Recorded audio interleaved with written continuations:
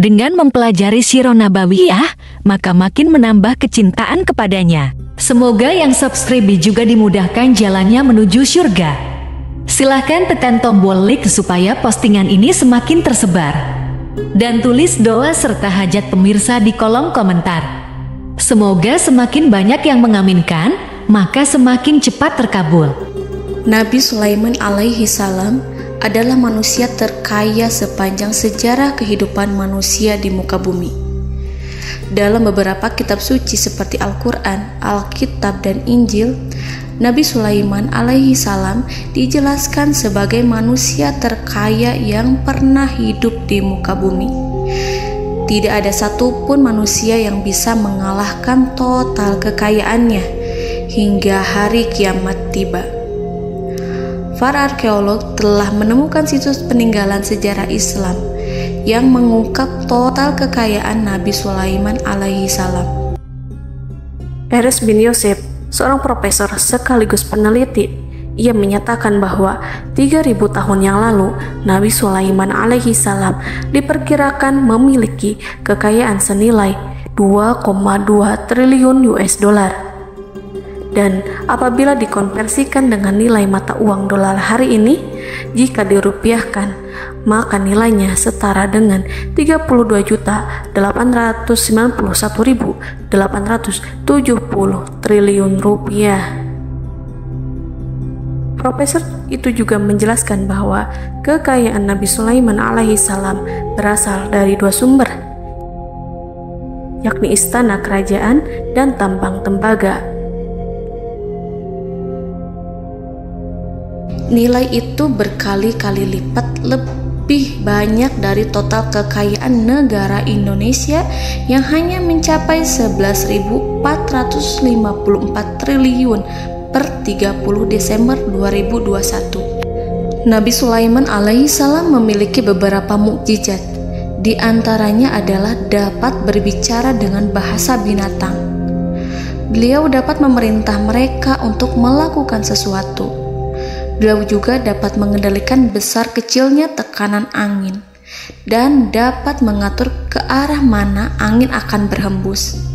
Sehingga dengan itu Nabi Sulaiman dapat memanfaatkan angin sebagai kendaraannya dan juga kendaraan tentaranya. Nabi Sulaiman juga bisa melunakkan besi dan membentuknya menjadi pakaian perang yang anti tusukan senjata tajam. Nabi Sulaiman juga memimpin para jin. Mereka tunduk dan patuh pada perintah Nabi Sulaiman alaihi salam. Tidak hanya setan, iblis laknatullah yang merupakan makhluk pembangkang dapat dibuat tunduk bertekuk lutut pada perintah-perintah Nabi Sulaiman. Nabi Sulaiman bisa melakukan teleportasi, yaitu berpindah dari suatu tempat ke tempat yang lain dalam waktu singkat. Peristiwa itu dibuktikan dengan pemindahan singgasana Ratu Balqis atas perintah Nabi Sulaiman. Nabi Sulaiman dikenal sebagai raja yang adil dan bijaksana. Nabi Sulaiman diberkahi kecerdasan yang luar biasa untuk menyatu padukan segenap kekuatan yang Allah berikan kepadanya. Ia mengelola dan membawa kerajaannya menjadi kekuatan raksasa yang tak terkalahkan di masanya dengan segenap kemampuan yang dimilikinya. Tentara Nabi Sulaiman adalah tentara terkuat di bumi tanpa ada yang menandingi. Pertanyaan mendasar yang muncul kali ini adalah dari mana sumber kekayaan dan kekuatan Nabi Sulaiman alaihi salam? Untuk mendapat jawaban dari pertanyaan itu, simak video ini sampai akhir. Sebelum itu, mari bantu channel ini terus berkembang dengan cara subscribe dan nyalakan tanda loncengnya. Berikan komentar yang positif dan berikan like serta share video ini. Bismillahirrahmanirrahim. Sungguh kami benar-benar telah menganugerahkan ilmu kepada Daud dan Sulaiman. Keduanya berkata, segala puji bagi Allah yang melebihkan kami dari kebanyakan hamba-hambanya yang mukmin. Sulaiman telah mewarisi Daud dan dia berkata, wahai manusia, kami telah diajari untuk memahami bahasa burung dan kami dianugerahi segala sesuatu. Sesungguhnya semua ini benar-benar karunia yang nyata. Quran Surat An-Naml ayat 15-16. Saudara-saudaraku yang dirahmati Allah, pada ayat di atas disebutkan bahwa Sulaiman telah mewarisi Daud. Nabi Sulaiman mewarisi Nabi Daud dalam sisi kenabian dan kekuasaan, bukan mewarisi harta, karena para nabi tidak mewariskan harta. Sebab sepeninggalan mereka, harta para nabi menjadi sedekah bagi orang-orang yang ada di sekitarnya, yaitu orang-orang fakir dan orang-orang yang membutuhkan. Dan harta para nabi tidak dikhususkan bagi kalangan keluarganya. Rasulullah Shallallahu Alaihi Wasallam bersabda, "Kami para nabi tidak mewariskan." Nabi Sulaiman mewarisi kenabian dari Nabi Daud. Ini adalah hal yang jelas. Allah telah memilihnya sebagai nabi dari Bani Israel. Begitu juga Allah telah memberinya kekuasaan kerajaan sehingga ia menjadi pemimpin Bani Israel. Barangkali sesuatu yang paling penting yang diwarisi oleh Nabi Sulaiman dari Nabi Daud adalah tradisi militer. Kemajuan militer yang dahsyat telah berpindah kepada Nabi Sulaiman. Nabi Daud sebenarnya adalah seorang pengembala kambing yang sangat miskin, tetapi seiring dengan perjalanan waktu, ia menjadi komandan pasukan tiada tanding. Nabi Daud alaihi salam mengetahui bahwa kekuatan hakiki yang mengatur alam semesta adalah kekuatan Allah.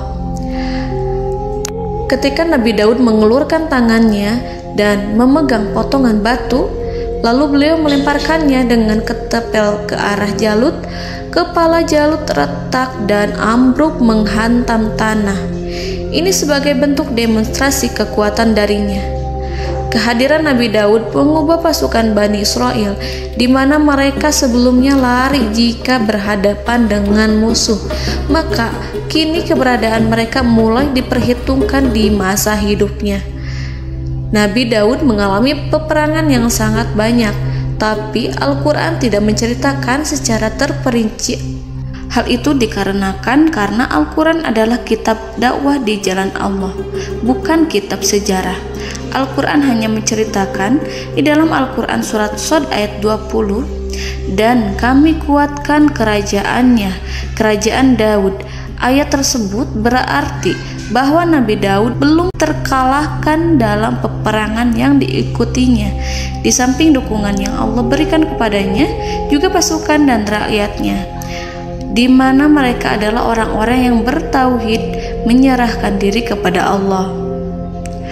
Allah Subhanahu wa Ta'ala mengajarkan kepada Nabi Daud hal-hal yang menjadikan pasukannya memiliki keistimewaan yang dengannya mereka dapat mengalahkan pasukan-pasukan lain, pasukan-pasukan besar yang ada di bumi pada saat itu.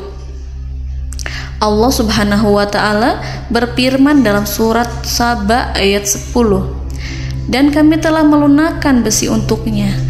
Baju besi mungkin akan menjadi masalah dalam benak kita.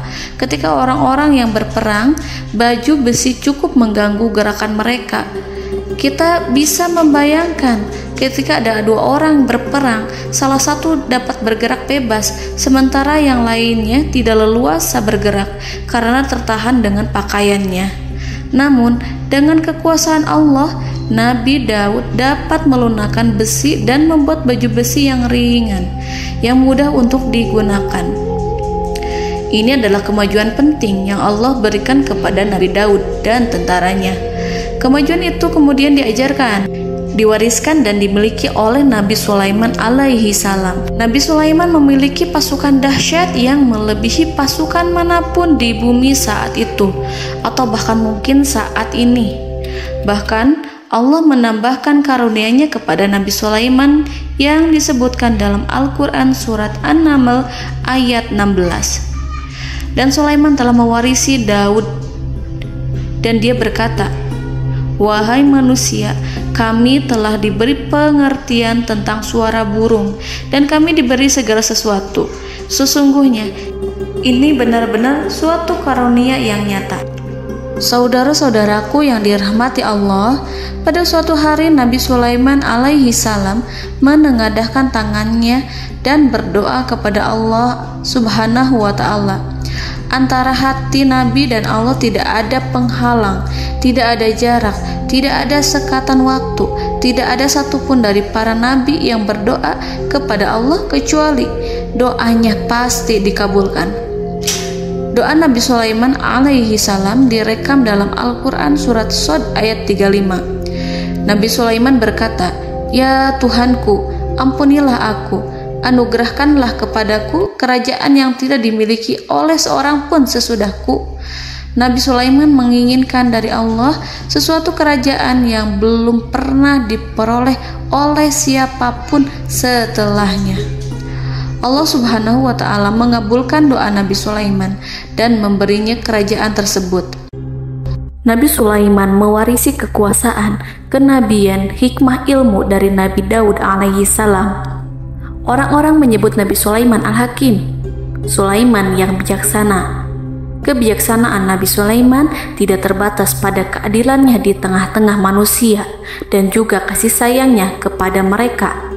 Namun, kebijaksanaan Nabi Sulaiman juga berlaku di kalangan burung dan binatang lainnya. Nabi Daud juga mengenal bahasa burung, tetapi Nabi Sulaiman dapat berbicara dengan bahasa burung.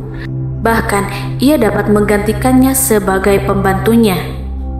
Ketika Nabi Daud bertasbih di gunung, burung-burung serta binatang buas ikut bertasbih bersamanya. Bahkan angin pun berhenti untuk mendengarkan tasbih itu. Sedangkan Nabi Sulaiman alaihi salam, Allah Subhanahu wa ta'ala memberinya karunia lebih dari itu, di mana binatang-binatang buas tunduk padanya, begitu juga angin dan burung. Saudara-saudaraku yang dirahmati Allah, Nabi Sulaiman alaihi salam mampu mendengarkan bisikan semut yang berbicara kepada sesama mereka. Bahkan ia mampu memerintahkan semut tersebut sehingga semut itu menjadi taat pada perintahnya. Pasukan Nabi Sulaiman memiliki kekuatan yang sangat dahsyat. Belum pernah ada di dunia ini satu pasukan pun yang memiliki kekuatan seperti itu. Kekuatan Nabi Sulaiman berasal dari beberapa kombinasi yang sangat mengagumkan, sehingga karenanya ia tidak dapat tertandingi. Kekuatan itu terdiri dari manusia, binatang-binatang, jin, dan lain sebagainya. Kita mengetahui bahwa jin adalah makhluk Allah dan manusia tidak mampu melihatnya atau menghadirkannya atau meminta pertolongan kepadanya. Sedangkan Nabi Sulaiman telah diberi Allah suatu kemampuan untuk menundukkan jin, memperkerjakan mereka sebagai tentara di tengah-tengah peperangan. Bahkan ia mampu menjadikan mereka sebagai pekerja-pekerja kasar di kerajaannya saat tidak ada peperangan. Oleh sebab itu, ketika ada pasukan lain yang mencoba melawan pasukan Nabi Sulaiman, mustahil mereka akan mendapatkan kemenangan.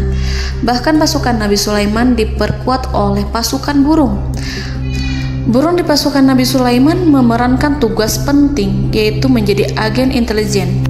Kita mengetahui bahwa peranan informasi saat peperangan adalah hal yang penting. Dari informasi tersebut, pasukan dapat mengetahui keadaan lawannya.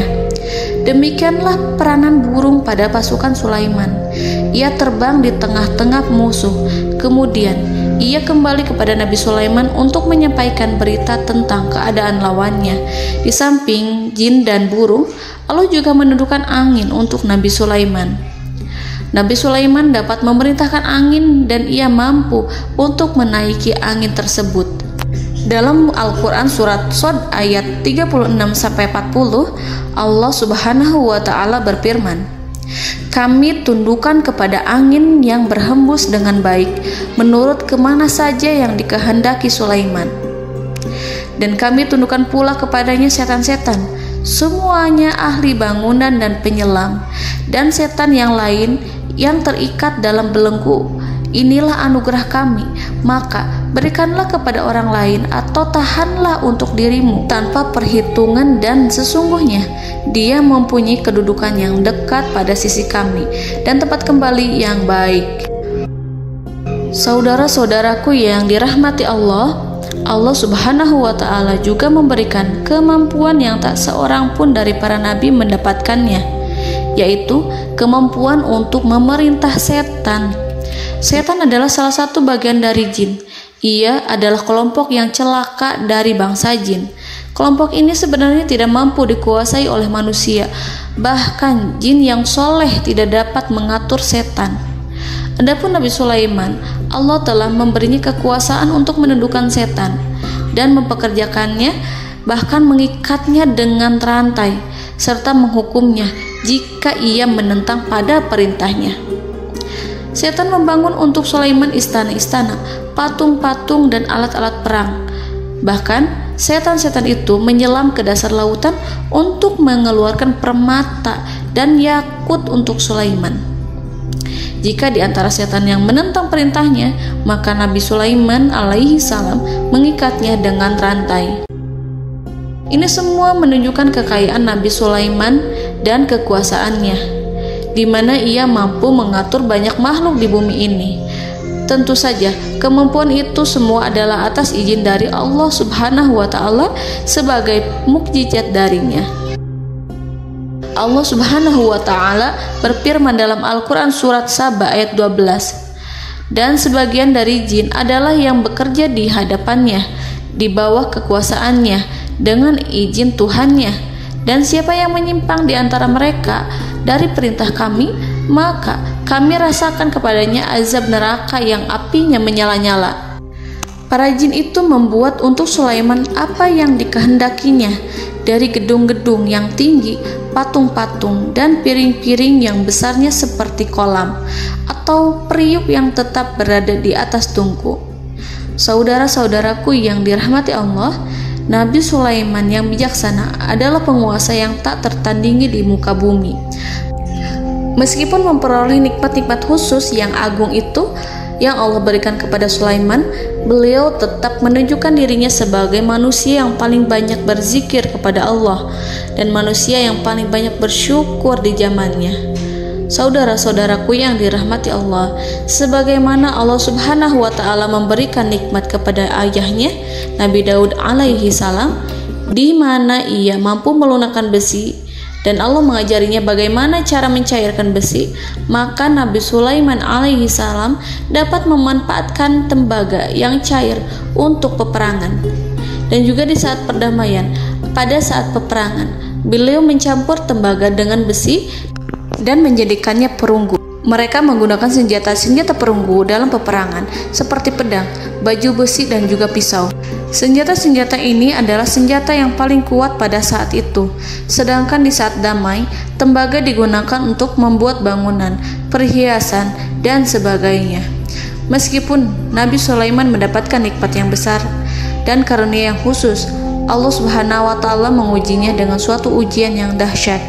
Ujian yang akan selalu datang kepada seorang hamba yang soleh. Ketika hamba itu mendapatkan kedudukan besar, maka ujiannya pun menjadi besar. Allah Subhanahu wa Ta'ala menguji Nabi Sulaiman dengan penyakit. Diceritakan oleh Fahru Roji, Nabi Sulaiman diuji dengan suatu penyakit yang keras, di mana kedokteran saat itu tidak dapat dan tidak mampu mengatasinya. Sakitnya Nabi Sulaiman sangat keras sehingga para dokter dari kalangan manusia ataupun jin tidak mampu menghilangkan penyakit itu. Lalu burung-burung menghadirkan rumput-rumput yang dianggapnya sebagai obat, tetapi Nabi Sulaiman tak kunjung sembuh. Semakin hari penyakit Nabi Sulaiman semakin menjadi-jadi, sehingga ketika Nabi Sulaiman duduk di atas kursi, ia duduk bagaikan tubuh tanpa roh. Seakan-akan ia mati karena saking keras penyakit yang dideritanya. Sakit yang diderita oleh Nabi Sulaiman alaihi salam berlangsung sangat lama. Namun Nabi Sulaiman tidak henti-hentinya berzikir kepada Allah dan meminta kesembuhan kepadanya, serta selalu beristighfar dan mengungkapkan rasa cinta kepadanya. Selesailah ujian Allah terhadap hambanya Nabi Sulaiman. Beliau pun sembuh Nabi Sulaiman merasakan kembali kesehatannya setelah ia mengetahui segala kejayaan dan segala kekuasaan serta segala kebesarannya tidak lagi mampu menghilangkan penyakit yang dideritanya kecuali jika Allah menghendaki. Saudara-saudaraku yang dirahmati Allah, Nabi Sulaiman telah membangun tempat ibadah, tempat sujud, sehingga manusia menyembah Allah di dalamnya. Orang-orang yang membangunnya berjumlah puluhan ribu orang. Tentu setiap kelompok dari mereka memiliki pekerjaan masing-masing. Di antara mereka ada yang mencairkan tembaga, di antara mereka ada yang tukang pahat, ada yang tukang ukir, ada yang membelah batu, ada yang memotong kayu, ada yang mendatangkan rumput-rumput dari Libanon, ada yang mendatangkan emas dan menjadikannya lempengan-lempengan yang mengkilat untuk menutupi kayu serta untuk melapisi dinding-dinding. Bahkan golongan jin pun membantu membangun tempat tersebut, tentu dengan perintah dan bimbingan Nabi Sulaiman. Mereka membuat patung-patung yang besar, membuat bejana yang besar untuk tempat makan para tentara dan pekerja, yaitu bejana seperti gunung. Karena saking berat dan besarnya, mereka juga membuat tempat-tempat minum yang besarnya seperti kolam. Nabi Sulaiman mengawasi para pekerjanya dan juga mengurusi masyarakatnya, di mana beliau mengenali problem mereka dan berusaha memecahkannya. Beliau juga mengawasi pasukan dari kalangan binatang dan burung. Beliau mengetahui apabila ada satu di antara mereka yang tidak datang, kemana ia pergi serta mengapa ia pergi. Nabi Sulaiman menguasai pengetahuan itu semua. Nabi Sulaiman bukan hanya mengetahui problem tentara-tentaranya dari kalangan manusia ataupun tentaranya dari kalangan burung, namun ia juga menunjukkan kasih sayang terhadap semut, di mana beliau mendengar bisikannya dan tidak suka untuk menginjaknya. Nabi Sulaiman selalu menundukkan kepalanya ke bumi sebagai bentuk rasa rendah diri dan syukur kepada Allah. Pada suatu hari, Nabi Sulaiman alaihi salam berjalan di depan tentaranya dan tiba-tiba ia mendengar suara semut yang berkata kepada temannya dari kalangan semut. Hal itu terekam dalam Al-Quran surat An-Naml ayat 18-19. Wahai semut-semut, masuklah ke dalam sarang-sarangmu agar kamu tidak terinjak oleh Sulaiman dan tentaranya, sedangkan mereka tidak menyadarinya. Nabi Sulaiman alaihi salam tersenyum mendengar itu dan ia berdoa, "Ya Allah, ya Tuhanku, berilah aku ilham untuk tetap mensyukuri nikmat-Mu yang telah Engkau anugerahkan kepadaku dan kepada kedua orang ibu bapakku, dan untuk mengerjakan amal soleh yang Kau ridhoi, dan masukkanlah aku ke dalam rahmat-Mu, ke dalam golongan hamba-hamba-Mu yang soleh." Saudara-saudaraku yang dirahmati Allah, meskipun Nabi Sulaiman mendapatkan kekuasaan dan memiliki tentara yang besar, namun beliau menunjukkan kasih sayang terhadap bangsa semut. Beliau mendengarkan bisikannya dan melihat semut yang ada di depannya. Oleh karena itu, tak mungkin baginya untuk menginjak golongan semut itu. Nabi Sulaiman bersyukur kepada Allah telah memberinya nikmat, yaitu nikmat rahmat dan kasih sayang. Di samping itu, Nabi Sulaiman alaihi salam adalah orang paling kaya di dunia. Istananya terbuat dari kayu gaharu yang memiliki wangi harum. Istananya terbuat dari emas yang terkadang dari kristal. Beliau juga memiliki kursi besar yang terbuat dari emas dan permata. Istana Nabi Sulaiman merupakan istana yang paling besar di dunia.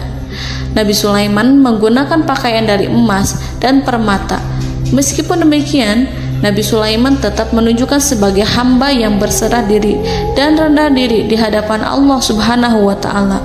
Nabi Sulaiman yang merendahkan diri di hadapan Allah, ia selalu sujud kepada Allah, sebagaimana ayahnya yang selalu bertasbih pada Allah. Nabi Sulaiman selalu melantunkan lagu-lagu cinta ilahi dan hanya memuji Allah Subhanahu wa Ta'ala. Pada suatu hari, Nabi Sulaiman alaihi salam mengeluarkan perintah kepada pasukannya untuk bersiap-siap.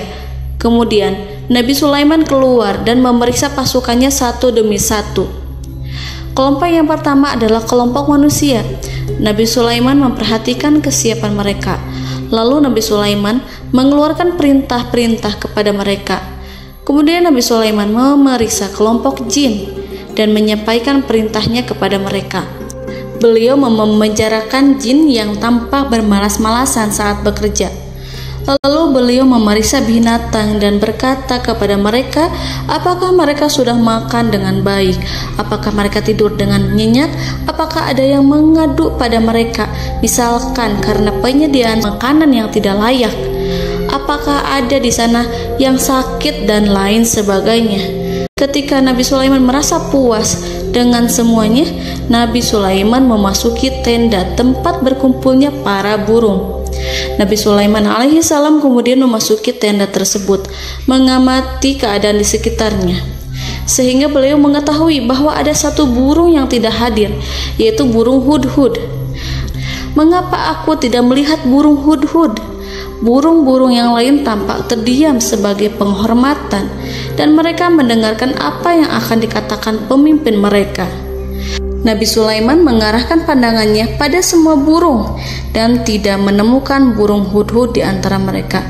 Tak seekor burung pun yang mengetahui keberadaannya. Burung hudhud absen pada apel wajib kali ini. Nabi Sulaiman mulai menampakkan kemarahannya. Tiba-tiba, seekor burung kecil memberanikan diri untuk berkata kepada Nabi Sulaiman, "Wahai Nabi yang mulia, seharusnya hudhud ada bersamaku kemarin untuk melaksanakan tugas penyelidikan. Ia adalah pemimpin misi itu. Namun, burung hudhud belum datang. Oleh karena itu, aku tidak pergi bersamanya." Burung itu tampak gemetar. Nabi Sulaiman mengetahui bahwa hudhud tidak hadir dan tak seorang pun mengetahui kemana ia pergi. Burung hudhud pergi tanpa izin terlebih dahulu. Dalam keadaan marah, Nabi Sulaiman berkata, "Sungguh aku benar-benar akan mengazabnya dengan azab yang sangat keras atau benar-benar menyembelihnya, kecuali jika ia benar-benar datang kepadaku dengan alasan yang jelas." Kawanan burung-burung mengetahui bahwa Nabi Sulaiman sedang marah dan telah menetapkan untuk menyiksa burung hudhud atau menyembelihnya atau justru memaafkannya dengan syarat ia datang dengan membawa alasan yang dapat menyelamatkannya, atau dengan kata lain, burung hudhud dapat memastikan bahwa ia melaksanakan tugas yang penting. Nabi Sulaiman menunjukkan kemarahan yang besar sehingga siapapun akan merasa takut kepada Nabi Sulaiman yang marah. Nabi Sulaiman kemudian pergi dari tempat burung tersebut. Nabi Sulaiman masih memikirkan keadaan burung hudhud. Seharusnya burung hudhud menjadi bagian penting dari badan intelijen. Apakah ia pergi untuk menyingkap suatu, atau apakah ia pergi hanya untuk bermain-main? Nabi Sulaiman telah memperhatikan dan mengetahui bahwa burung hudhud adalah seekor burung yang cerdik dan juga fasih berbicara. Terkadang Nabi Sulaiman mendapati burung hudhud sedang bermain-main dan menunda-nunda pekerjaannya. Namun ketika Nabi Sulaiman melihatnya, burung hudhud memahami bahwa perbuatannya tidak benar. Oleh karena itu, ia tidak boleh menyampur adukan antara waktu serius dan waktu bermain. Tidak lama setelah itu, burung hudhud tiba di tempat para burung. Burung-burung yang lain berkata kepadanya, "Wahai hudhud, pergilah engkau ke tempat Nabi Sulaiman. Jika ia mengetahui bahwa engkau telah sampai, jiwamu benar-benar terancam." Mendengar itu, burung hudhud segera beranjak. Ia terbang menemui Nabi Sulaiman. Pada waktu itu, Nabi Sulaiman sedang duduk bersama tentaranya yang lain. Burung hudhud berdiri. Ia telah merencanakan untuk memulai pembicaraan dengan Nabi Sulaiman sebelum Nabi Sulaiman bertanya kepadanya kemana dia pergi. Ini sebagai bukti bahwa hudhud telah melaksanakan suatu tugas yang penting. Dalam Al-Quran Surat An-Naml ayat 22, burung hudhud berbicara, "Aku telah mengetahui sesuatu yang kamu belum mengetahuinya, dan kubawa kepadamu dari negeri Saba suatu berita penting yang diyakini seakan-akan burung hudhud hendak berkata, 'Aku adalah hudhud yang miskin, tapi aku mengetahui apa yang tidak engkau ketahui, dan aku telah datang kepadamu dari kerajaan Saba dengan membawa berita yang sangat penting.'" Nabi Sulaiman tampak terdiam menunggu hudhud menyelesaikan kisahnya. Dalam surat An-Naml ayat 23-24, burung hudhud berkata, Sesungguhnya aku menjumpai seorang wanita yang memerintah mereka. Dia dianugerahi segala sesuatu serta mempunyai singgasana yang besar. Aku mendapati dia dan kaumnya menyembah matahari selain Allah. Dan setan-setan telah menjadikan mereka memandang indah perbuatan-perbuatan mereka, lalu menghalangi mereka dari jalan Allah, sehingga mereka tidak mendapat petunjuk. Burung hudhud diam. Nabi Sulaiman merasa bahwa hudhud menunjukkan kepasihan lisannya. Nabi Sulaiman berkata dalam Quran surat An-Naml ayat 27 sambil menunjukkan senyum manisnya. Nabi Sulaiman berkata, "Akan kami lihat apakah kamu benar wahai hudhud, ataukah kamu termasuk orang-orang yang berdusta." Seakan-akan burung hudhud ingin mengatakan, "Aku tidak berbohong, wahai Nabi yang mulia." Namun diamnya Sulaiman membuat takut sehingga burung hudhud terdiam. Nabi Sulaiman terdiam karena berpikir, lalu ia memutuskan sesuatu setelah itu. Beliau melihat kepada lainnya dan meminta secari kertas. Nabi Sulaiman menulis surat singkat dan menyerahkannya kepada hudhud serta memerintahkan kepadanya seperti yang dikatakan dalam Quran surat An-Naml ayat 28. "Pergilah dengan membawa suratku ini, lalu jatuhkanlah kepada mereka, kemudian berpalinglah dari mereka, lalu perhatikanlah apa yang mereka bicarakan."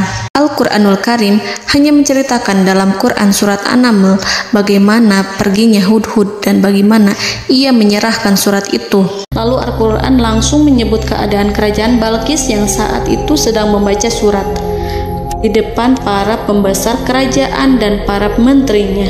Dalam Al-Quran surat An-Naml ayat 29-31 berkatalah Balqis, "Wahai pembesar-pembesar, sesungguhnya telah dijatuhkan kepadaku sebuah surat yang mulia. Sesungguhnya surat ini dari Sulaiman, dan sesungguhnya isinya dengan menyebut nama Allah yang Maha Pengasih lagi Maha Penyayang, bahwa janganlah kalian berlaku sombong terhadapku, dan datanglah kepadaku sebagai orang yang berserah diri." Saudara-saudaraku yang dirahmati Allah, dalam surat tersebut Nabi Sulaiman menyebutkan supaya mereka menyerahkan diri dan tunduk kepada perintah Nabi Sulaiman. Nabi Sulaiman memerintahkan agar mereka meninggalkan penyembahan terhadap matahari. Nabi Sulaiman tidak mempersoalkan akidah mereka dan tidak memuaskan mereka dengan apapun. Nabi Sulaiman hanya memerintahkan bahwa ia berada di atas kebenaran. Bukankah ia didukung kekuatan yang berlandaskan keyakinan yang dimilikinya? Nabi Sulaiman hanya memerintahkan mereka agar tunduk dan patuh kepadanya. Ratu Sabak menyampaikan surat tersebut di tengah-tengah kaumnya. Dalam Quran surat An-Naml ayat 32 dijelaskan, "Dan berkatalah Balqis, wahai para pembesar, berilah aku pertimbangan dalam urusanku ini. Aku tidak pernah memutuskan sesuatu persoalan sebelum kamu berada dalam majelisku." Saudara-saudaraku yang dirahmati Allah, para pembesar istana Balqis menentang surat tersebut. Isi surat itu membangkitkan kesombongan kaum Sabak, di mana mereka merasa lebih kuat. Mereka mengetahui bahwa di sana ada seorang yang mencoba menentang mereka dan mengisyaratkan peperangan kepada mereka. Lalu ia meminta kepada mereka untuk memenuhi syarat-syaratnya sebelum terjadinya peperangan dan kekalahan. Dalam surat An-Naml ayat 33, mereka menjawab, "Kita adalah orang-orang yang memiliki kekuatan dan juga memiliki keberanian yang sangat besar dalam peperangan. Dan keputusan berada di tanganmu, wahai rajaku. Maka pertimbangkanlah apa yang akan kamu perintahkan." Saudara-saudaraku yang dirahmati Allah, para pembesar kaum Sabak seakan ingin berkata, "Kita siap untuk melaksanakan perang." Tampaknya ratu itu memiliki kebijakan yang lebih baik dari pembesar kaumnya.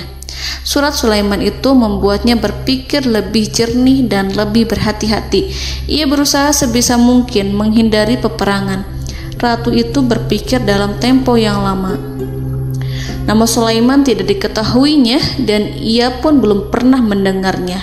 Oleh karena itu, Ratu kaum Sabak tidak mampu mengetahui dan mendeteksi seberapa besar kekuatan Nabi Sulaiman. boleh jadi Nabi Sulaiman memiliki kekuatan yang dahsyat sehingga ia mampu memerangi kekuasaannya dan mengalahkannya. Kemudian ratu memperhatikan apa yang ada di sekelilingnya. Ia melihat kemajuan masyarakatnya dan juga kekayaannya. Barangkali ia mengira bahwa Nabi Sulaiman iri terhadap kemajuan dan kekayaannya itu, sehingga Nabi Sulaiman ingin menyerangnya. Setelah mempertimbangkan isi surat Nabi Sulaiman dengan cermat, Ratu Saba memilih untuk tidak bersikap ceroboh dan bodoh. Ratu lebih suka untuk menggunakan bahasa kelembutan. Ia mengirim kepada Nabi Sulaiman suatu hadiah yang besar. Ratu mengira bahwa Nabi Sulaiman seorang yang ambisius, yang boleh jadi ia telah mendengar tentang kekayaan kerajaan Saba. Para utusan pergi dengan membawa hadiah dari Ratu Saba. Ratu berharap agar mereka dapat memasuki kerajaan Nabi Sulaiman dan akan mengetahui kondisi kerajaannya. Saat mereka pulang, Ratu ingin mendengar secara langsung dari mereka tentang bagaimana keadaan kaum Nabi Sulaiman dan pasukannya. Setelah mendapatkan informasi yang cukup, maka Ratu Balqis dapat membuat sesuatu keputusan yang tepat. Ratu menyembunyikan apa yang terlintas dalam pikirannya, lalu ia berbicara kepada pembesar istananya bahwa ia dapat menyingkap niat jahat Raja Sulaiman melalui cara mengirimkan hadiah kepadanya. Ratu lebih memilih cara tersebut dan menunggu reaksi dari Nabi Sulaiman. Ratu berhasil memuaskan para pembesar istana, dan untuk sementara ia menghilangkan ide untuk berperang. Karena para raja jika menyerang suatu desa, maka pemimpin desa tersebut adalah orang yang paling banyak mendapatkan kehinaan. Akhirnya, para pembesar kaumnya merasa puas dengan pikiran Ratu Balqis. Saudara-saudaraku yang dirahmati Allah, dalam surat An-Naml ayat 34-35 dijelaskan, Ratu Balqis berkata, "Sesungguhnya raja-raja apabila memasuki suatu negeri, niscaya mereka akan membinasakannya dan menjadikan penduduknya yang mulia menjadi hina. Dan demikian pula lah yang akan mereka perbuat. Dan sesungguhnya aku akan mengirim utusan kepada mereka dengan membawa hadiah, dan aku akan menunggu apa yang akan dibawa kembali oleh utusan itu." Kemudian sampailah hadiah dari Ratu Balqis kepada Nabi Sulaiman. Para intelijen Nabi Sulaiman memberitahunya bahwa utusan Balqis datang dengan membawa hadiah. Nabi Sulaiman langsung mengetahui bahwa Ratu Balqis itu sengaja mengirim orang-orangnya untuk mengetahui atau untuk mendapatkan informasi tentang kekuatannya. Lalu setelah itu ia akan mengambil keputusan atau mengambil sikap kepada kerajaan Sulaiman. Nabi Sulaiman segera memanggil semua pasukannya untuk berkumpul. Utusan Balqis segera memasuki istana Nabi yang dipenuhi dengan pasukan yang besar bersenjata. Melihat itu, utusan Ratu Balqis tercengang dan terkejut ketika mereka melihat kekayaan yang mereka bawa tidak ada apa-apanya dibandingkan dengan kerajaan Nabi Sulaiman. Hadiah mereka tampak tidak berarti. Emas yang mereka bawa tampak tidak memiliki makna saat mereka memasuki istana Nabi Sulaiman yang terbuat dari kayu-kayu pohon gaharu yang mengeluarkan bau yang harum serta dihiasi dengan emas permata.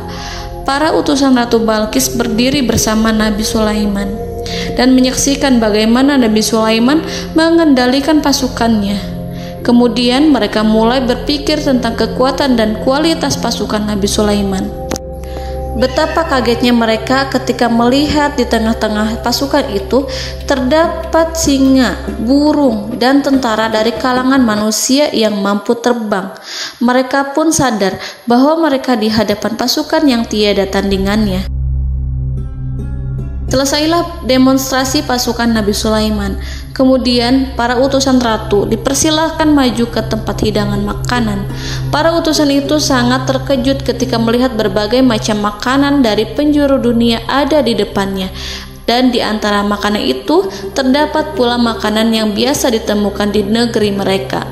Tetapi mereka melihat bahwa makanan itu memiliki rasa yang lebih istimewa. Selain itu, piring-piring yang ada di depan mereka terbuat dari emas dan mereka dilayani oleh laki-laki yang berhias dengan emas. Di meja makan itu terdapat burung, ikan laut, dan berbagai macam daging yang mereka tidak mampu lagi membedakan daging apa itu. Nabi Sulaiman tidak makan bersama mereka, tapi beliau makan dengan menggunakan piring yang terbuat dari kayu.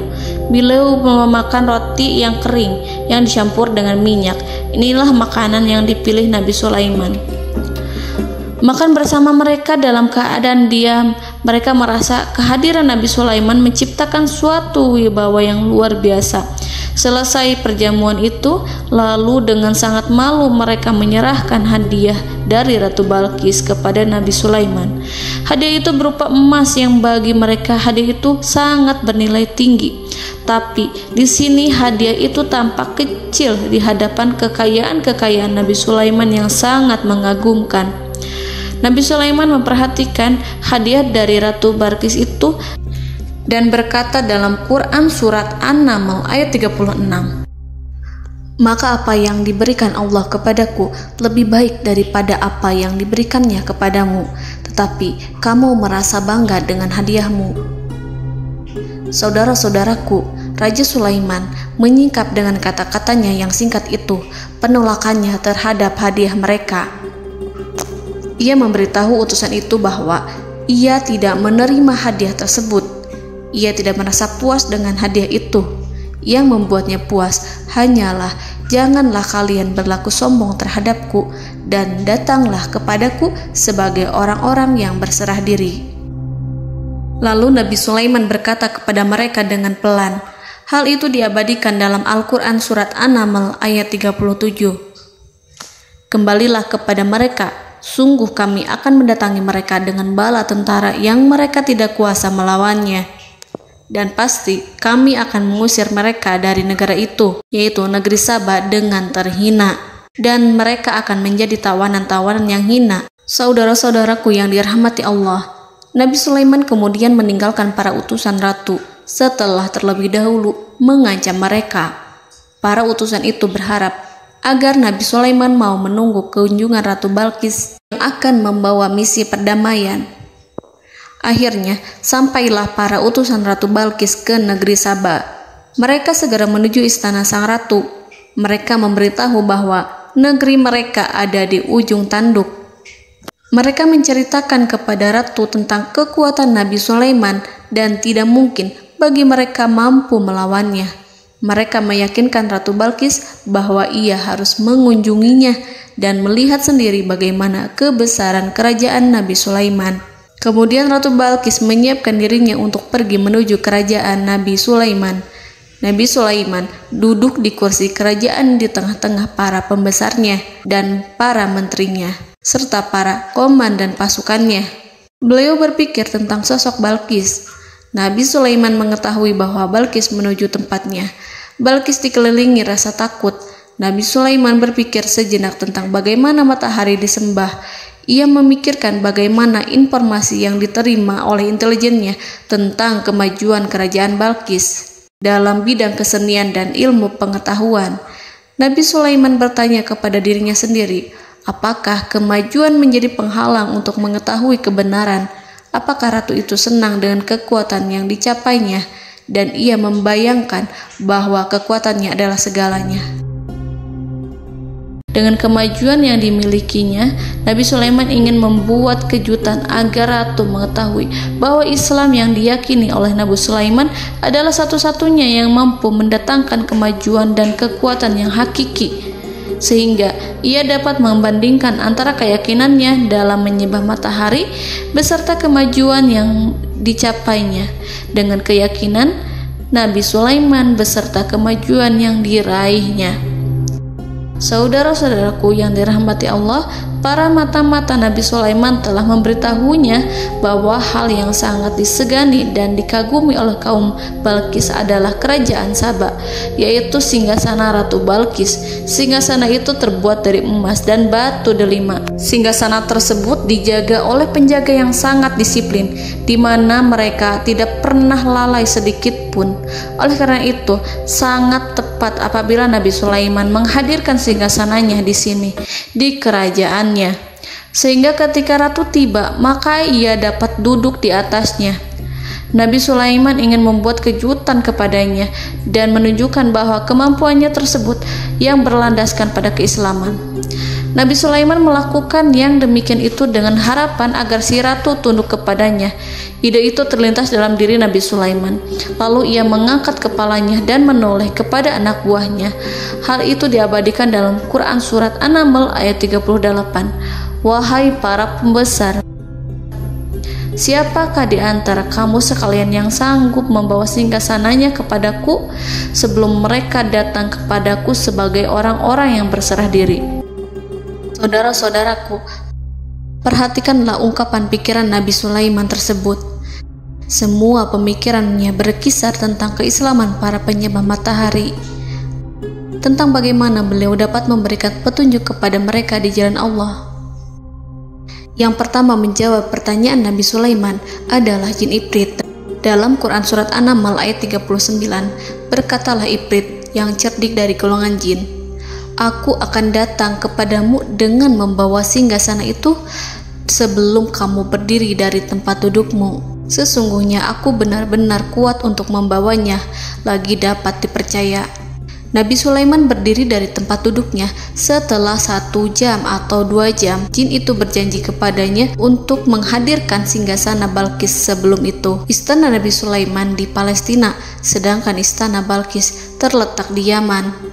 Antara singgasana tersebut dengan singgasana Nabi Sulaiman berjarak lebih dari ribuan mil. Barangkali pesawat yang cepat sekalipun yang kita kenal hari ini tidak akan mampu membawa dan mendatangkan istana itu dalam waktu 1 jam. Tetapi masalahnya di sini, berhubung dengan kekuatan jin yang serba misterius, Nabi Sulaiman tidak mengomentari sedikit pun terhadap apa yang dikatakan oleh Ifrit. Nabi Sulaiman tampak menunggu tanggapan lain yang mampu menghadirkan singgasana Balkis yang lebih cepat dari jin Ifrit. Nabi Sulaiman menoleh kepada seorang yang di sana, yang duduk di atas naungan. Hal itu diceritakan dalam Al-Quran Surat An-Naml ayat 40. Berkatalah seseorang yang mempunyai ilmu dari Alkitab, "Aku akan membawa singgasana itu kepadamu sebelum matamu berkedip." Maka tatkala Sulaiman melihat singgasana itu terletak di hadapannya, ia pun berkata, "Ini termasuk karunia Tuhanku untuk menguji aku. Apakah aku akan bersyukur atau mengingkari nikmatnya? Dan barang siapa yang bersyukur, maka sesungguhnya dia bersyukur untuk kebaikan dirinya sendiri. Dan barang siapa yang ingkar, maka sesungguhnya Tuhanku maha kaya lagi maha mulia." Saudara-saudaraku, belum lama seseorang yang mempunyai ilmu dari Alkitab menyatakan kalimatnya, sehingga singgasana itu tiba-tiba ada di depan Nabi Sulaiman, yang mampu menghadirkan singgasana itu lebih cepat dari kedipan mata. Al-Quranul Karim tidak menyingkap kepribadian seseorang yang menghadirkan singgasana itu. Al-Quran hanya menggarisi bahwa orang itu mempunyai ilmu dari Alkitab. Al-Quran tidak menjelaskan kepada kita apakah ia seorang malaikat ataukah manusia ataukah jin. Al-Quran sengaja tidak menyingkap hakikat kitab yang dimaksud. Saudara-saudaraku yang dirahmati Allah, setelah melihat singgasana itu, Nabi Sulaiman bersyukur kepada Allah. Ia mulai memperhatikan singgasana sang ratu. Singgasana tersebut merupakan simbol pembangunan dan juga kemajuan, tetapi tampaknya ia hanya sesuatu yang biasa saja jika dibandingkan dengan kekuasaan dan kebesaran ciptaan yang dibuat oleh manusia dan jin di kalangan istana Nabi Sulaiman. Nabi Sulaiman memikirkan dalam tempo yang sangat lama singgasana Ratu Balkis itu. Kemudian beliau memerintahkan agar singgasana itu diperbaiki, sehingga saat Ratu Balkis datang, dia akan mengujinya. Apakah Ratu Balkis dapat mengenali singgasananya ataukah tidak? Dalam Al-Quran Surat An-Naml ayat 41, Nabi Sulaiman berkata, "Ubahlah baginya singgasananya, maka kita akan melihat apakah dia mengenal ataukah dia termasuk orang-orang yang tidak mengenalnya." Saudara-saudaraku yang dirahmati Allah, Nabi Sulaiman memerintahkan agar dibangun istana yang akan digunakan untuk menyambut Ratu Balkis. Nabi Sulaiman memilih tempat di laut, dan ia memerintahkan agar dibangun suatu istana di mana sebagian besarnya terdiri dari air laut. Nabi Sulaiman memerintahkan agar lantainya itu terbuat dari kaca yang tebal dan kuat, sehingga orang-orang yang berjalan di atas istana itu akan dapat melihat di bawahnya ada ikan-ikan berwarna-warni yang berenang-renang. Dan mereka akan melihat rumput-rumput laut yang bergerak-gerak. Akhirnya, selesailah pembangunan istana itu. Saking bersihnya kaca lantainya, sehingga tampak di sana tidak ada kaca. Burung hudhud memberitahu Nabi Sulaiman bahwa Balqis telah sampai dekat kerajaannya. Kemudian Ratu Balqis datang. Al-Quran tidak menyebutkan keadaan Nabi Sulaiman saat menyambut Balqis, namun Al-Quran menunjukkan dua sikap Ratu Balqis. Yang pertama, bagaimana sikap Balqis ketika pertama kali melihat singgasananya yang datang mendahuluinya, padahal ia telah meninggalkan pengawalannya untuk tetap setia menjaga singgasananya itu. Keadaan kedua adalah keadaan di depan istana yang dibangun untuk penyambutan Balqis. Istana itu penuh dengan permata yang berenang-renang di bawahnya ikan-ikan. Dalam Quran Surat An-Naml ayat 42 dijelaskan, dan ketika Balqis datang, ditanyakanlah kepadanya, "Serupa inikah singgasanamu?" Balqis menjawab, "Seakan-akan singgasana ini adalah singgasanaku. Kami telah diberi pengetahuan sebelumnya, dan kami adalah orang-orang yang berserah diri."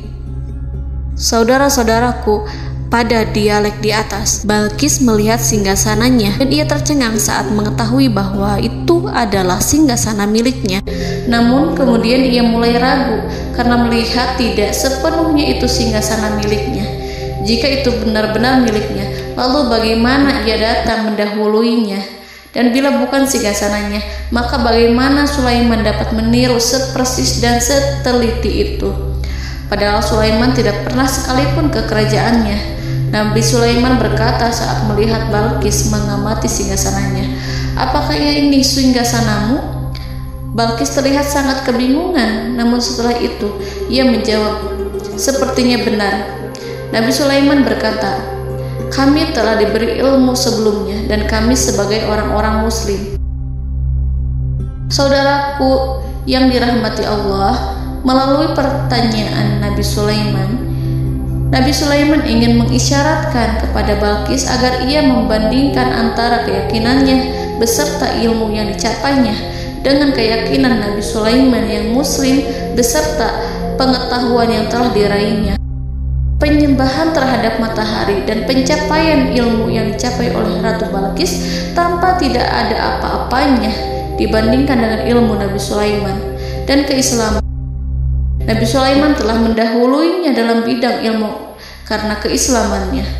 Karena itu, sangat mudah baginya untuk mengungguli Balqis dalam ilmu-ilmu yang lainnya. Demikianlah yang disyaratkan dalam pertanyaan Nabi Sulaiman kepada Ratu Balqis. Ratu Saba itu mengetahui bahwa ini adalah singgasananya, di mana singgasana itu datang lebih dahulu daripada dirinya. Beberapa bagian darinya telah diubah saat Balqis masih di perjalanan menuju ke tempat Nabi Sulaiman. Ia berpikir kemampuan apa yang dimiliki Nabi Sulaiman. Ratu Balqis tercengang melihat apa yang disaksikannya, yang berupa buah dari keimanan Nabi Sulaiman dan hubungannya dengan Allah Subhanahu wa Ta'ala. Sebagaimana Balqis juga tercengang ketika melihat kemajuan di bidang ilmu pembangunan, seni, dan ilmu-ilmu yang lainnya. Maka ia tidak lebih kagum lagi saat melihat hubungan yang kuat antara keislaman Nabi Sulaiman dengan ilmunya serta kemajuan yang diraihnya. Dalam Al-Quran Surat An-Naml ayat 43 dijelaskan, dan apa yang disembahnya selama ini selain Allah mencegahnya untuk melahirkan keislamannya, karena sesungguhnya ia terdahulu termasuk orang-orang yang kafir. Saudara-saudaraku yang dirahmati Allah, berguncanglah dalam benak Balqis ribuan hal ketika melihat keyakinan kaumnya runtuh di hadapan Nabi Sulaiman. Ia menyadari matahari yang disembahnya hanya merupakan ciptaan Allah, dan Allah lah yang menggerakkannya untuk hamba-hambanya. Lalu terbitlah matahari kebenaran dalam dirinya. Hatinya diterangi oleh cahaya baru yang tidak akan tenggelam seperti tenggelamnya matahari. Masa keislamannya hanya menunggu waktu. Ratu Balqis memilih waktu yang tepat untuk mengumumkan keislamannya. Allah Subhanahu wa Ta'ala berfirman dalam Quran Surat An-Naml ayat 44. Dikatakan kepadanya, masuklah ke dalam istana. Maka tatkala ia melihat lantai istana itu, dikiranya kolam air yang besar dan disingkapnya 2 betisnya. Berkatalah Sulaiman, sesungguhnya ia adalah istana licin yang terbuat dari kaca. Berkatalah Balqis, wahai Tuhanku, sesungguhnya aku telah berbuat zalim terhadap diriku dan aku berserah diri bersama Sulaiman kepada Allah Tuhan semesta alam. Saudara-saudaraku yang dirahmati Allah, dikatakan kepada Balqis, masuklah ke dalam istana. Ketika ia masuk, maka ia tidak menyaksikan adanya kaca, tetapi ia melihat air, sehingga ia mengira akan bersinggungan dengan air. Lalu ia menyingkapkan sedikit bajunya agar bajunya itu tidak basah. Nabi Sulaiman mengingatkannya tanpa melihatnya agar ia tidak khawatir terhadap pakaiannya, karena pakaiannya tidak akan basah sebab di sana tidak ada air. Itu sekedar kaca yang halus, yang saking halusnya sehingga ia tidak tampak. Pada kesempatan itulah Balqis mengumumkan keislamannya yang mengakui kelalimannya, dan ia menyatakan menyerahkan diri kepada Nabi Sulaiman dan kepada Allah Tuhan semesta alam. Lalu kaumnya pun mengikutinya dan mereka memeluk Islam. Balqis menyadari ia berhadapan dengan penguasa yang terbesar di bumi dan Nabi Allah yang mulia. Untuk pertama kalinya, wajah Sulaiman tampak dihiasi dengan senyuman yang menunjukkan kepuasannya sejak Balqis mengunjunginya. Demikianlah Nabi Sulaiman mewujudkan kejayaannya yang hakiki dan menyebarkan cahaya Islam di muka bumi. Saudara-saudaraku, Al-Quran tidak menyebutkan kisah Balqis setelah keislamannya. Para ahli tafsir mengatakan bahwa ia menikah dengan Nabi Sulaiman. Selain itu, ada yang mengatakan bahwa ia menikah dengan salah satu orang dekat Nabi Sulaiman. Ada juga yang mengatakan bahwa sebagian Raja Habasyah adalah keturunan dari buah perkawinan ini. Wallahu a'lam bishawab. Saudara-saudaraku yang dirahmati Allah, Nabi Sulaiman hidup di tengah-tengah kejayaan dan kemuliaan di bumi. Kemudian Allah menetapkan kematian untuknya, sebagaimana kehidupan Sulaiman berada di puncak kemuliaan dan kejayaan yang penuh dengan keajaiban yang luar biasa, maka kematiannya pun merupakan tanda-tanda kebesaran Allah yang penuh dengan keajaiban. Demikianlah bahwa kematiannya sesuai dengan kehidupannya, sesuai dengan kejayaannya. Allah berfirman tentang kematian Sulaiman di dalam Al-Quran Surat Saba ayat 14. Maka tatkala kami telah menetapkan kematian Nabi Sulaiman, tidak ada yang menunjukkan kepada mereka kematiannya itu kecuali rayap yang memakan tongkatnya. Maka tatkala ia telah tersungkur, tahulah jin bahwa kalau sekiranya mereka mengetahui yang gaib, tentulah mereka tidak akan tetap dalam siksa yang menghinakan.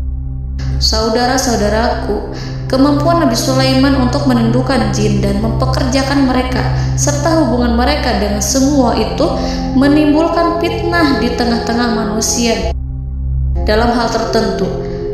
Kematian Nabi Sulaiman merupakan batasan jawaban terhadap fitnah ini. Kami tidak mengetahui siapa yang mengklaim bahwa jin mengetahui hal yang gaib. Apakah itu setan yang terkutuk, atau jin yang bodoh, atau manusia yang tertipu? Kami tidak mengetahui siapa yang bertanggung jawab terhadap tersebarnya isu yang keliru ini. Yang kita ketahui adalah bahwa hal tersebut adalah mempengaruhi sebagian manusia dan jin. Barangkali manusia berkata kepada diri mereka, selama jin melakukan perbuatan yang luar biasa ini, maka apa gerangan yang menjadikan mereka tidak mengetahui hal yang gaib itu? Manusia itu lupa bahwa kunci kegaiban berada di tangan Allah. Masalah ilmu gaib tidak akan mampu dikuasai oleh jin dan manusia. Hanya Dia yang mengetahuinya, dan manusia diberitahu hanya sedikit sekali. Saudara-saudaraku yang dirahmati Allah, seakan-akan Allah telah merencanakan bahwa kematian Sulaiman bertujuan untuk menghancurkan pemikiran itu, yaitu pemikiran bahwa jin mengetahui hal-hal yang gaib. Jin bekerja untuk Nabi Sulaiman selama beliau hidup, dan tatkala beliau meninggal, maka tugas mereka menjadi bebas. Nabi Sulaiman meninggal tanpa diketahui oleh jin, sehingga mereka tetap bekerja untuk mereka, tetap mengabdi kepada Sulaiman. Seandainya mereka mengetahui hal yang gaib, niscaya mereka tidak akan meneruskan pekerjaan mereka. Saudara-saudaraku, pada suatu hari Nabi Sulaiman memasuki mihrabnya untuk itikaf ibadah dan beribadah kepada Allah. Tak seorang pun yang berani mengganggu khalwatnya. Mihrab Sulaiman terletak di puncak gunung dan dindingnya terbuat dari permata. Pada suatu hari, Nabi Sulaiman duduk bersandar pada tongkatnya dan ia tampak tenggelam dalam tafakur. Beliau berzikir pada Allah hingga rasa kantuk menguasainya. Lalu setelah itu malaikat maut menemuinya. Nabi Sulaiman pun meninggal. Beliau bersandar kepada tongkatnya. Jin melihatnya dan mengira bahwa beliau sedang sholat, sehingga mereka pun terus melanjutkan pekerjaannya. Berlalulah hari demi hari yang panjang. Datanglah rayap, yaitu semut kecil yang memakan kayu. Hewan itu mulai memakan tongkat Nabi Sulaiman. Rayap itu tampak lapar. Sebagian dari tongkat Nabi Sulaiman dimakan beberapa hari oleh rayap itu. Ketika yang dimakannya semakin bertambah, maka tongkat itu pun menjadi rusak dan kemudian jatuh dari tangan Nabi Sulaiman alaihi salam. Tubuh mulia itu kehilangan keseimbangan dan kemudian jatuh terhempas di bumi. Tatkala tubuh suci itu tersungkur, maka manusia segera menuju ke arahnya. Mereka menyadari dan mengetahui bahwa Nabi Sulaiman telah meninggal dalam waktu yang lama. Jin menyadari bahwa mereka tidak mengetahui hal yang gaib, dan manusia pun mengetahui hakikat ini. Seandainya jin mengetahui hal yang gaib, niscaya ia tidak akan meneruskan siksa yang hina. Mereka tidak akan bekerja kepada Sulaiman. Demikianlah Nabi Sulaiman alaihi salam meninggal dalam keadaan duduk dan sholat di mihrabnya. Lalu berita itu tersebar bagaikan api di bumi. Manusia, burung, dan binatang buas mengantarkan jenazah Nabi Sulaiman. Sekawanan burung tampak sedih dan menangis. Semua makhluk bersedih. Akhirnya tak seorang pun mengetahui bahasa burung di bumi. Meninggallah seorang yang memahami pembicaraan burung, binatang-binatang, jin, dan lain sebagainya. Burung-burung itu berkata, betapa beratnya kehidupan di tengah orang-orang yang tidak mengetahui pembicaraan kita. Allahu a'lam.